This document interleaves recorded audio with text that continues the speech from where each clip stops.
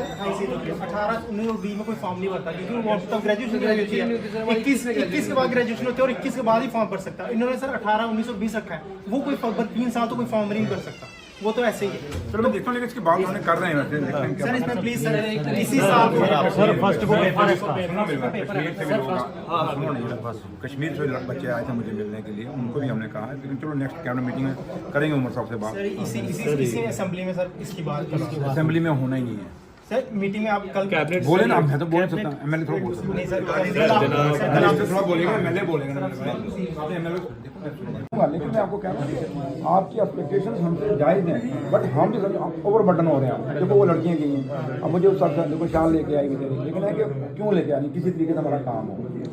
अब वो शाल है, इतना उसका पैसा नहीं है, अगर सिंगल मदर है, हस्बैंड साथ नहीं है, ये दुख हम समझ रहे हैं, क्योंकि आप लोगों के हम बीच में से निकल के आए हैं, हमको ऑफिसर थोड़े हैं, हम आप लोगों ने जिता के हमें भेजा है।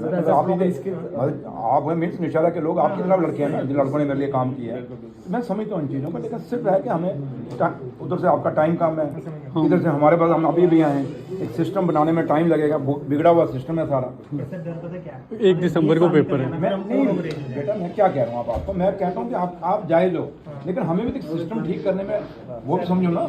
मैंने आज रिव्यू मीटिंग नहीं ऊपर ये चीड़ी के मेले की, पता ही कुछ नहीं आप सुनो, वो ऐसे चलता है। क्यों एक मतलब कि अंग्रेज नकली चोट पूछने वाला खाएंगे सर, अगर आप पूछने वाला खाएंगे क्या करोगे आगे, किराया खर्चों के जो बात आपने करनी है मैंने कर लेनी है, कश्मीर में भी मैंने ही करनी है, वहाँ आपने करनी कोई नहीं। मुझे कश्मीर में भी लोग आए थे, मेरे लड़के आए थे, यूथ आया था, वो भी बड़े जेन्युइन लड़कियाँ आई। आपको वही तो कह रहा हूँ कि अब टाइम कम है, उधर से आप लोगों का ज्यादा प्रेशर है, मतलब एक तरीका है ना बात करने का भी तो तरीका है। एक्चुअली क्या हुआ, 8 साल से वैकेंसी निकली या ऑल जेएनके में, ऑल इंडिया में, एसएससी जीडी में, रेलवे में, इवन की लद्दाख में, उनमें भी रिलैक्सेशन दी है जेएनके में। 5 साल 4 साल 6 साल उससे बच्चे की वो पूरी एज निकल जाती है। चलो मैं करूँगा सर एटलीस्ट 32 ठीक है सर, थैंक यू सर, ठीक है।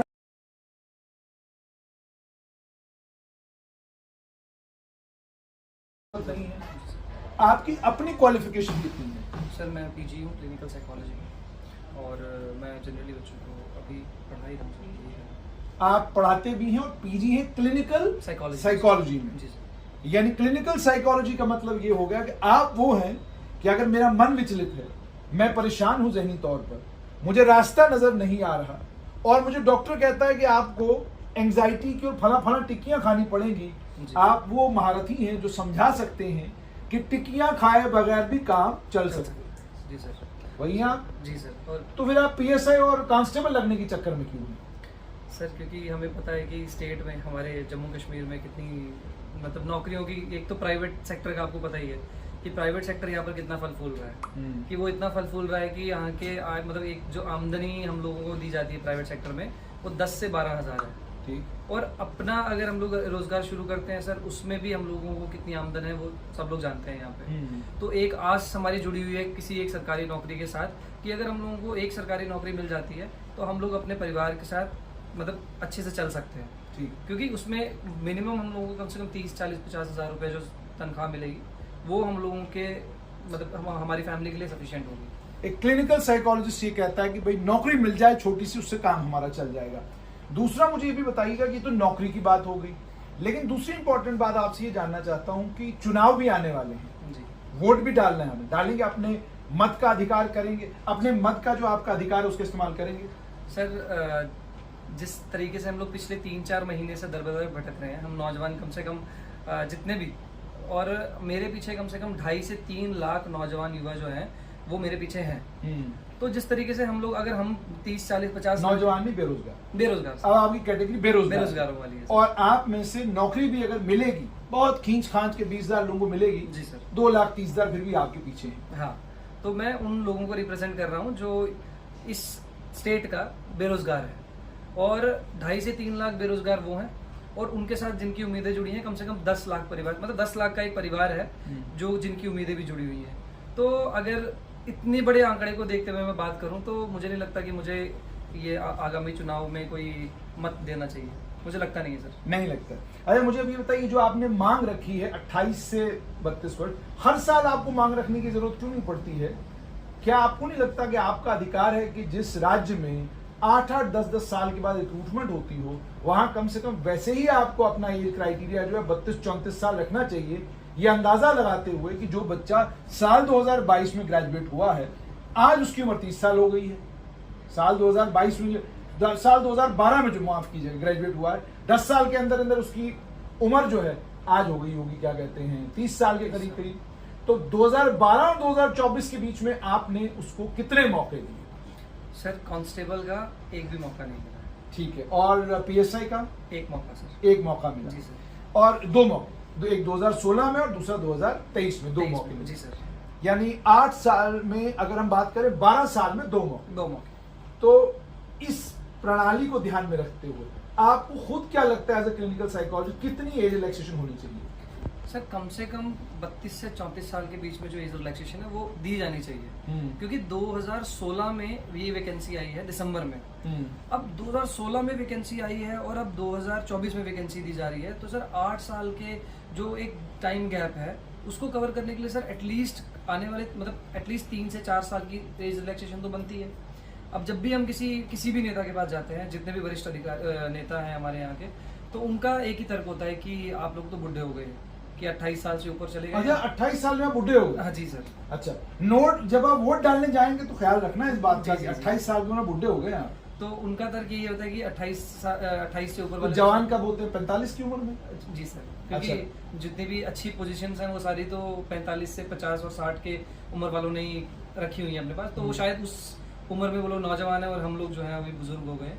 तो अगर बुजुर्ग की बात आती है तो सर एसपीओ जो है जेकेपी में ही, जेके पुलिस में, वो 40 तक उनको एज रिलैक्सेशन दी जा रही है। एक्स सर्विसमैन को 40 तक एज रिलैक्सेशन दी जाती है। उसके बाद ये होमगार्ड्स को भी एज रिलैक्सेशन दी जाती है। तो सर अगर बुढ़ापे की बात है तो फिजिकल स्टैंडर्ड्स तो सर सबके लिए सेम होने चाहिए, वो भी तो मतलब सर्व करेंगे ना।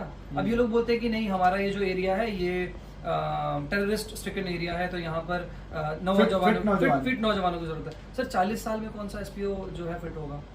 अगर वो अपने फिजिकल मेंटेनेंस अपना फिजिकल फिटनेस मेंटेन करेगा तो ही वो फिट है, अदरवाइज कौन सा होगा सर फिट? तो मुझे बताएं कि आपको ख्याल नहीं आया कि कोई प्राइवेट सेक्टर की तरफ जाए, कोई फैक्ट्री खोली जाए, कोई दुकान खोली जाए, कोई पकौड़ा तला जाए, ये ख्याल नहीं आया? सर ख्याल सर ऐसे बहुत सारे हैं, लेकिन ये ख्याल जो लगते हैं ना पॉसिबल कि हम लोग जिससे अच्छी अर्निंग कर आप वो नौजवान हैं जो सिर्फ केवल चाहते सरकारी नौकरियां जी। लेकिन मेरी बात सुने, बड़े सारे नौजवान हैं रेड़ा लगा रहे हैं जी, अच्छी आमदनी है रेड़े पे।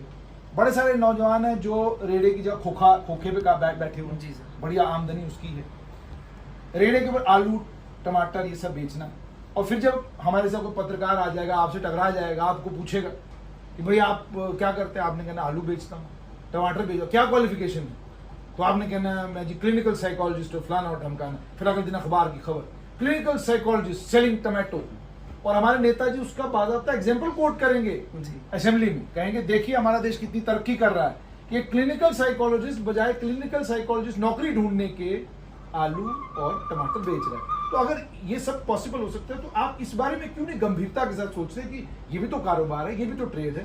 कोई तरखान बनिए, कोई आप इलेक्ट्रीशियन बनिए, कोई अगर आपने बनना है तो ड्राइवर बनिए, पकौड़े बेच सकते हैं। पकौड़े बेच सकते हैं सर, पकौड़े बेच सकते हैं सर, वो एक बहुत अच्छा मतलब कि एक एग्जांपल सेट किया गया कि पकौड़े बेच सकते हैं।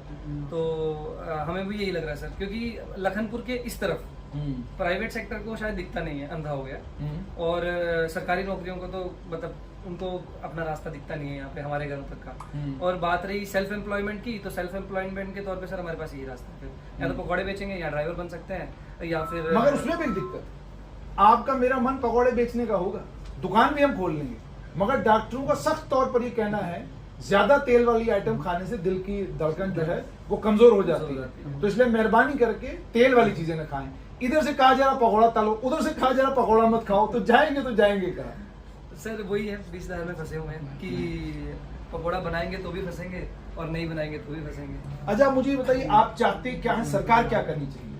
सर हम ये चाहते हैं कि ये हम लोग हैंड फोल्डेड रिक्वेस्ट भी कर रहे हैं कि 2016 और 2021 के बाद JKPSI और कांस्टेबल की भारी तादाद में जो भी वैकेंसीज आने वाली हैं वो अभी आई हैं, जिनके फॉर्म्स बकायदा लगना शुरू हो गए हैं। कांस्टेबल के फॉर्म्स बकायदा लगना शुरू हो गए हैं।